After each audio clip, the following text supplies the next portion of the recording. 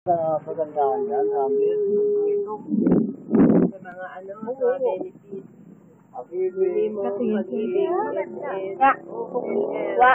Unan ka, iniyumi. Oh. So talaga kumano.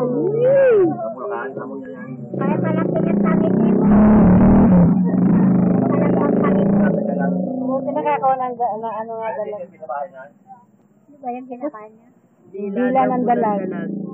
Para madaldalag. Para matalino daw. Pangit sa madaldalag. Hindi naman madaldal si Valerie. Maano nga si Valerie. Madaldalag. Bulaga. Ah? Diyan po nauwi yung manugang mo sa'yo. Iyo. Anong oras na pasok?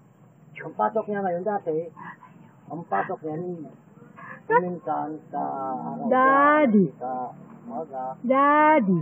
Tapos sunod Mami. papasok yan. Ito.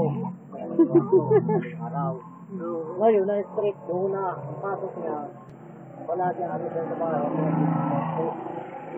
Tapos umuwi yan mga 10 Ng gabi.